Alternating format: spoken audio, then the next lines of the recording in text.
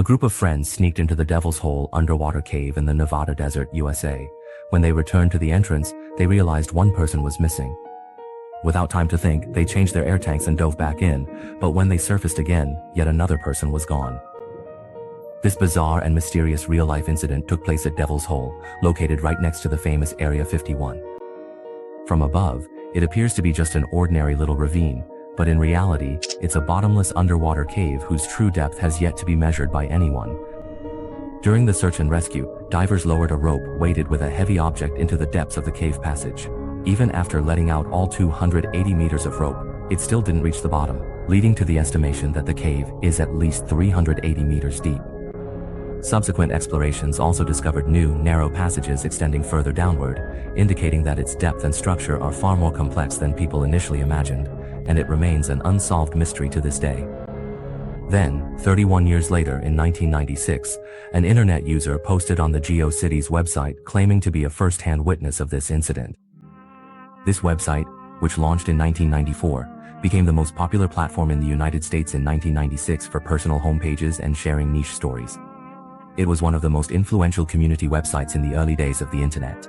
At first, internet users didn't believe him, with most thinking it was made up. It wasn't until the author posted photos of his diving certification and the expedition permit registration page from back then that people began to realize he was very likely the survivor from that year. 2 months after the article was published, it was inexplicably deleted, but some netizens managed to save the full original text. Next, we will recount this incident from the first-person perspective of that article.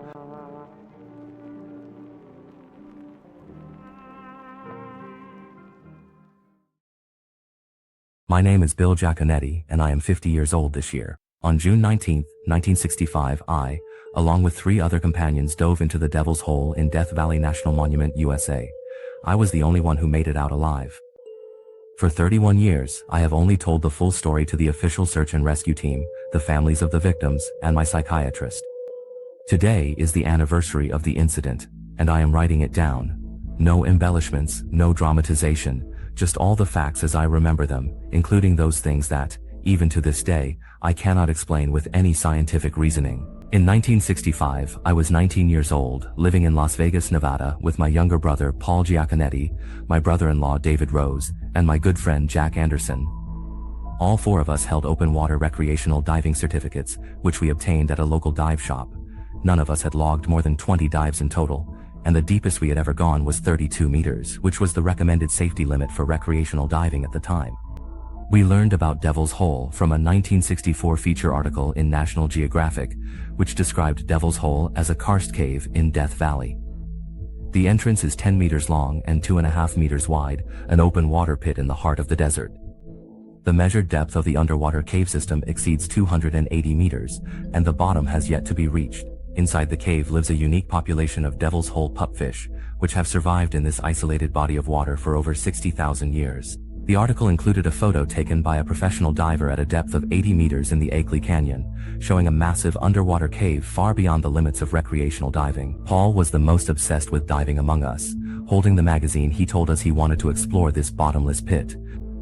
A week before departure, we pooled our money to prepare the equipment. In 1965, civilian recreational diving gear was extremely rudimentary and completely inadequate for cave diving requirements. We used single-cylinder tanks without pressure gauges, so we could only estimate the remaining air by noticing when breathing resistance increased. Our wetsuits were 3 mm thick, with no dry suits for thermal protection. Buoyancy control relied on an inflatable collar-style BCD, which had no automatic inflation function. The flashlight was a halogen model powered by 2D batteries, with a maximum runtime of 90 minutes and a rated waterproof depth of only 50 meters. We had no dive computers or professional decompression tables, just a photocopied recreational diving decompression chart from the dive shop owner. Most critically, we didn't have any cave diving guideline reels, backup lights, or redundant breathing systems. We didn't even have a complete cave map, just a simple sketch from a magazine. On Saturday, June 19, 1965, we drove Paul's car, leaving Las Vegas at 8 a.m. and arriving in Death Valley around 1 p.m. That day, the measured surface temperature in Death Valley was 54 degrees Celsius, and our car tires nearly burst on the gravel road. The boundary of the protected area was marked by barbed wire, with warning signs prohibiting entry. We waited until after sunset, then used wire cutters to make an opening in the barbed wire, and hiked for 40 minutes to reach the entrance of Devil's Hole. The air at the cave entrance was at least 20 degrees Celsius cooler than outside, carrying moisture and the metallic scent of limestone. The water surface was perfectly still, and with the light shining on it, we could clearly see the outlines of the rock walls several meters below the surface. We crouched on the rocks at the cave entrance. As our flashlight swept across the water, I was the first to notice something was wrong. A dense layer of tiny silvery gray dots floated on the water's surface. They were magic slime fish. The reports had clearly stated that these little fish, each less than 3 centimeters long, were extremely timid and would dart into the crevices at the slightest disturbance. But that day, about a dozen magic slime fish were all swimming at the surface, completely motionless. At the time, we just found it odd. Paul laughed and said the fish must have been stunned by the sun. The 4 of us sat at the cave entrance, checking our equipment one by one. In the end, we decided that Jack would stay on shore to watch over the gear and handle emergency communications. Paul, David, and I went into the water. We agreed that our maximum diving depth would not exceed 40 meters, and our total time underwater would not exceed 45 minutes. The 3 of us kept a single file formation. Paul led the way in front, David was in the middle, and I was at the rear, maintaining visual contact at all times. Before entering the water, we checked each other's tank valves, regulators, and wetsuit zippers, without any unnecessary conversation. Paul was the first to slip into the water, David was second, and I was third. We entered the water at 10:17 p.m. Before going in, I deliberately glanced at the Seiko dive watch on my wrist. This was a moment I would remember for the rest of my life. After entering the water, the temperature was 33 degrees Celsius, cooler than the desert air, but much warmer than typical open water. The first 10 meters was a vertical main shaft, with smooth rock walls. Visibility was about 15 meters, and our flashlights could reach the bottom of the passage. We maintained a descent speed of 0.5 meters per second, equalizing ear pressure every 5 meters. It was right around the 5-meter mark during the first equalization that I first sensed that thing. It wasn't something I saw or heard, it was something my body perceived. It was a continuous, extremely low-frequency vibration, almost like a hum, but not quite. It didn't come through my ears. It penetrated my body directly through the water and my wetsuit.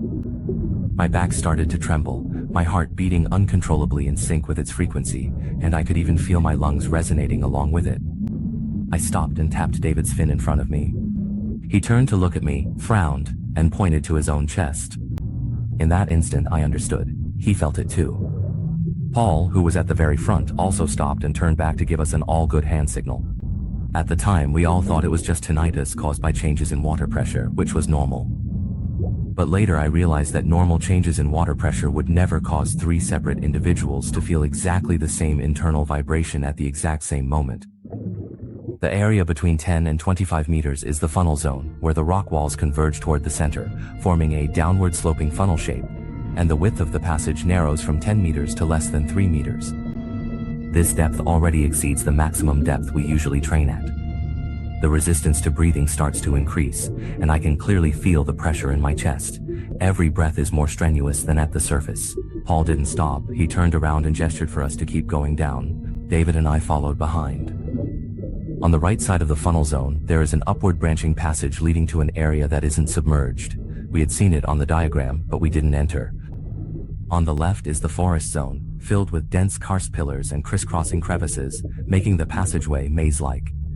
When my flashlight swept over those rock pillars, I was taken aback.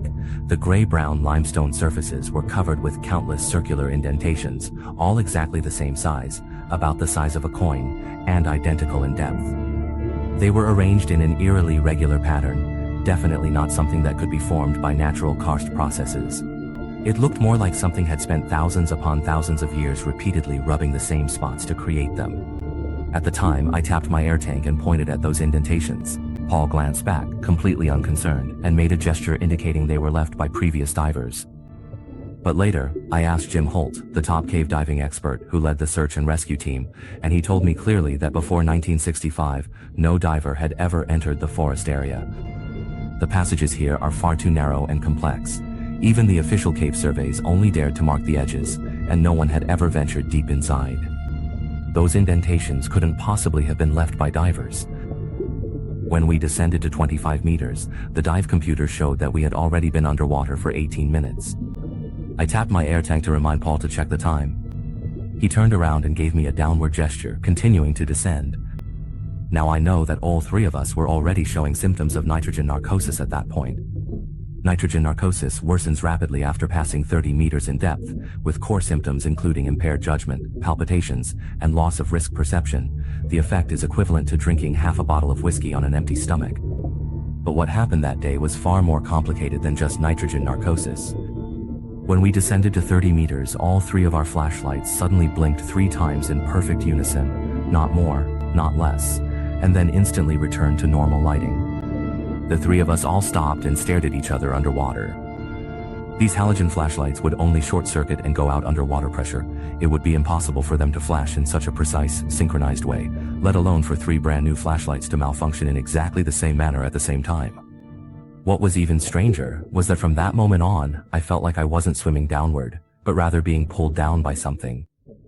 Even though I had inflated my BCD and wasn't kicking with my fins, my body was still uncontrollably sinking into the bottomless abyss. David and Paul also realized something was wrong and had to paddle desperately just to stabilize themselves.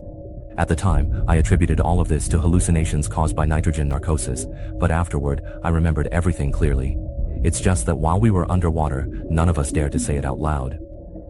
We were swept up by an inexplicable and irresistible excitement, and all we wanted was to keep going down to see that enormous chamber mentioned in the reports. That excitement didn't feel like it was our own. It was more as if something had poured it into our minds, making us completely forget our safety protocols, forget the amount of air left in our tanks, and forget that we were just a bunch of rookies who hadn't even set foot in real cave diving yet. When we descended to 50 meters, we entered the Acre Canyon. I turned on my flashlight and the beam shot out, but I couldn't see the edges of the rock walls. Darkness surrounded us in every direction, above, below, left, and right. Only the beams from our 3 flashlights remained, like 3 faint sparks in the darkness. At this depth, the water pressure is 6 atmospheres. Every breath of air is 6 times denser than at the surface, making it extremely difficult to inhale, like trying to suck in thick syrup. My field of vision began to narrow, and I could only see the area illuminated by my flashlight. I completely lost my sense of spatial orientation and could only fix my eyes on David's fins in front of me, terrified of losing track of him. That low-frequency vibration reached its peak in this space. My whole body was tingling, even my eyeballs were trembling along with it, and the beam of my flashlight shook as well. It was at this moment that the 3 of us saw that thing at the same time. The beam of the flashlight shone downward, and in the endless darkness, a huge, indistinct shape appeared. It wasn't a rock, because rocks don't rise and fall so slowly, as if breathing. Nor was it a shadow in the water, because it completely swallowed the light from our flashlights. The beam shone down, but there was no reflection, no refraction at all. It was as if the light was shining into absolute nothingness. It was enormous, so big that even with all 3 of our flashlights combined, we couldn't see its edges. We could only make out a small, undulating, borderless outline, suspended in the abyss beneath our feet. The 3 of us froze. Paul's flashlight stayed fixed in that direction for a good 10 seconds, and then that outline disappeared. It didn't swim away. It vanished instantly, as if it had melted into the darkness, as if it had never appeared at all. At the time, I desperately tried to find reasons for myself. It was nitrogen narcosis. It was a hallucination caused by low visibility. It was because we were too nervous. But all 3 of us saw it clearly. Afterwards, Jim told me that they had scanned the entire upper space of the Acre Canyon with professional sonar. It was completely empty, no large rock formations, no obstacles at all. But even after letting out all 280 meters of rope, they still couldn't reach the bottom. No one knows what is really hidden in that abyss. My regulator started to show obvious resistance when inhaling, and I knew there wasn't much air left in my tank. I patted David on the shoulder and gave him the signal to ascend. David then tapped Paul, who was in front of us. Paul turned to look at us, nodded, and signaled to ascend as well. The 3 of us turned around and began to ascend along the route we had come. We controlled our ascent rate to 9 meters per minute, which is the standard safe speed for recreational diving. It took us about 5.5 minutes to ascend from 50 meters to 30 meters, maintaining our formation the entire time, Paul in front, David in the middle, and me at the rear. At a depth of 30 meters, we had to make a decompression stop. Based on our depth and the amount of time we spent underwater, we needed to stop for 2 minutes at 30 meters, 5 minutes at 20 meters, and 15 minutes at 10 meters in order to ascend safely. Otherwise, we would risk developing deadly decompression sickness.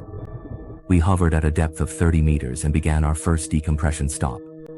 I kept my eyes on the dive computer, counting the time. When the 2 minutes were up, I looked up, ready to signal David so we could continue ascending to 20 meters. But in the last 2 seconds, as I glanced down at my watch, I caught a glimpse of Paul out of the corner of my eye. The water around him suddenly seemed to turn into a void, not just murky, but a complete darkness that not even light could penetrate, as if a hole had appeared out of nowhere in the water. I didn't even notice how Paul disappeared. But what was certain was that he didn't struggle, didn't make any bubbles, not even a splash. By the time I jerked my head up to look, that darkness had already vanished. Everything underwater had returned to how it was before. The rock wall, the water, the beam of the flashlight were all there, but Paul was gone. In that instant, the surrounding water temperature suddenly plummeted without warning.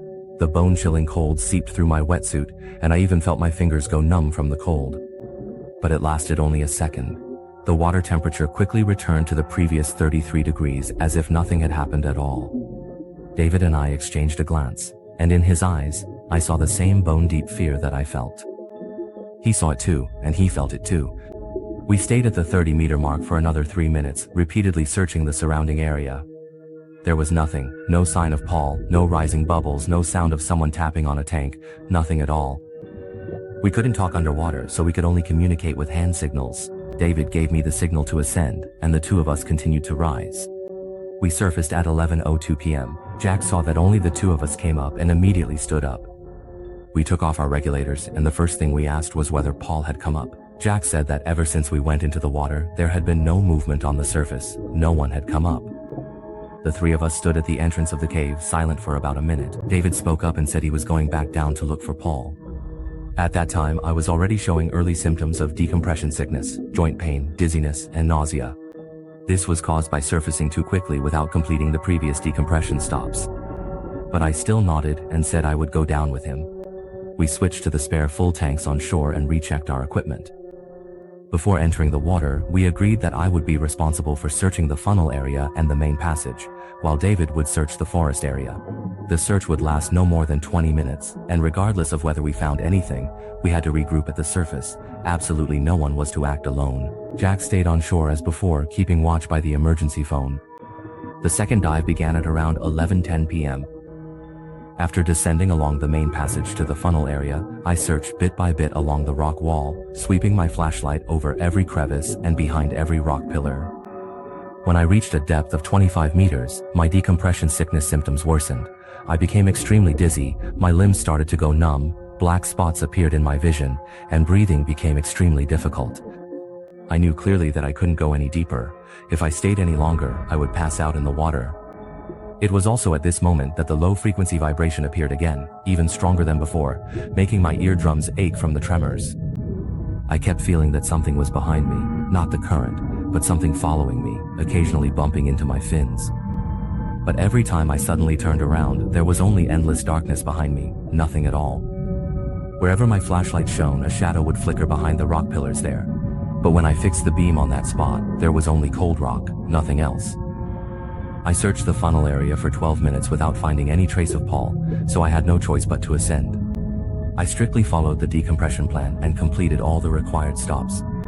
The time I resurfaced was 11:28 p.m. Afterwards, I waited on the surface for 10 minutes but found that David hadn't come up either. My mind went completely blank. I could only dive down again. This time I went straight to the forest area, which was the zone we had agreed David would search. The rock pillars in the forest area are extremely dense, with the narrowest gaps less than 30 centimeters wide. Visibility dropped to less than 3 meters, and the flashlight could only illuminate a small area right in front of me. I tapped my air tank along the rock wall as I moved forward bit by bit, even though I knew that sound doesn't travel far underwater, and even though I knew I was just trying to comfort myself. In a rock crevice near the sinkhole area of the forest zone, I saw David's flashlight. It was especially glaring in the darkness, and next to it was his snorkel, the mouthpiece intact, neatly resting against a rock pillar, as if someone had deliberately placed it there. I reached out to grab the flashlight, but the moment my fingertips touched its casing, it went out without any warning. After that, no matter how I pressed the switch or tapped it, the flashlight never turned on again. Later, I handed it over to Jim. His team took it apart and checked it. The battery was full, the filament was intact, and there were no signs of short circuits or damage to the wiring, but it just wouldn't light up. As for the snorkel, there was a perfectly regular ring of indentations on the mouthpiece, all of them exactly the same depth. It didn't look like marks made by human teeth, it was as if something had gently clamped down with precise force, yet the tube wall wasn't damaged at all, not even a scratch. There was no air tank, no diving suit, and no sign of David. I searched around that spot for 8 minutes. The air in my tank was already at the warning level, and the breathing resistance had become so great that it was almost impossible to inhale. The feeling of being followed grew stronger and stronger. I could even feel something right behind me, breathing against the back of my neck. I knew that if I didn't leave right then, I would end up staying in there forever, just like the other two. When I surfaced, it was 12:07 a.m. on June 20th. Jack saw me come up alone. He didn't say a word and immediately drove to the nearest park ranger station to report to the police. The ranger station immediately contacted the Nevada police as well as Jim, who was one of the top cave diving experts in the country at the time. He was one of the few people back then who had dived into Devil's Hole in the Ash Meadows Canyon and completed a cave survey. That afternoon, Jim arrived at the scene with his search and rescue team, bringing professional cave diving equipment and a complete survey map of the Devil's Hole cave. I gave them a complete account of what had happened, marked our diving route, and indicated the location where Paul went missing. I pointed out where I found David's flashlight, including those strange things I couldn't explain. I thought they would think I was crazy, but Jim just silently smoked his cigarette. After listening, he only said one thing. There are a lot of things about this cave that we simply can't figure out. Jim's search and rescue team continued searching Devil's Hole for 14 days. On their first dive, they found David's flashlight and snorkel in the forest area, just as I had described. The items were intact, with no signs of external damage, no human tissue nearby, no air tanks, and no fragments of a wetsuit. They conducted a thorough search of the brown chamber and it was empty, with no signs that anyone had ever entered. They searched the upper area of Ackley Canyon, diving down to a depth of 120 meters, which was the technical limit for diving at that time, but found nothing. Below Ackley Canyon lies a completely unknown underwater cave system, which was entirely inaccessible with the technology available back then. Even after letting out 280 meters of rope, they still did not reach the bottom. Jim later told me privately that when their search and rescue team was diving in Ackley Canyon, they encountered the same inexplicable strange phenomena as I did. All of their underwater communication devices failed simultaneously at a depth of 100 meters, and they recorded a segment of continuous, extremely low-frequency noise, exactly the same as the buzzing that made my jaw tingle. Their depth gauges displayed garbled data, showing -12 meters even though they were clearly at 100 meters.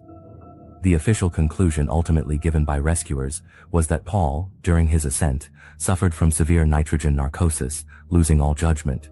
He separated from the team, mistakenly entered an unexplored side passage, and was eventually trapped or drowned. David was similarly affected by nitrogen narcosis and decompression sickness during the search, lost his sense of direction and went missing. It is highly likely that the bodies of both men were swept by the current into deeper cave crevices, never to be found. 14 days later, the search and rescue operation was officially terminated. After the incident, Devil's Cave was permanently sealed off, with higher wire fences and surveillance equipment installed, prohibiting any unauthorized personnel from entering. In 1972, the families of Paul and David ultimately applied for their legal declaration of death. I never went diving again after that, not even once. That accident left me with permanent after effects from decompression sickness. My knees and shoulders ache all year round, the pain worsens on rainy days, and I also have chronic lung damage.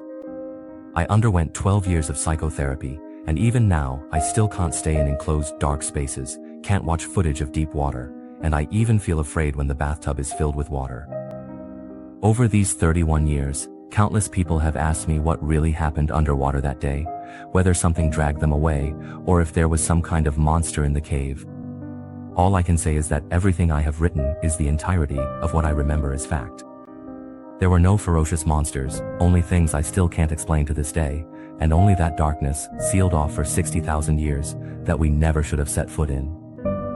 To this day, the bodies of Paul and David have still not been found. More than 90% of the underwater system in Devil's Cave remains unexplored to this day. No one knows what really happened in the cave that night. I made it out alive, but every day since then, I have paid the price for the decision I made that day. Countless nights, I wake up in a panic to the sound of that low-frequency humming. Even when I'm thousands of kilometers away in a city with all the doors and windows shut, I can still clearly feel that vibration seeping out from my bones. Whenever I close my eyes, I can see that darkness that devours all light, and that massive, slowly undulating silhouette. In the end, here and now, I just want to tell everyone, always maintain a sense of awe toward the unknown. There are far too many things in this world that we simply cannot comprehend, and there truly are places that we are not meant to explore.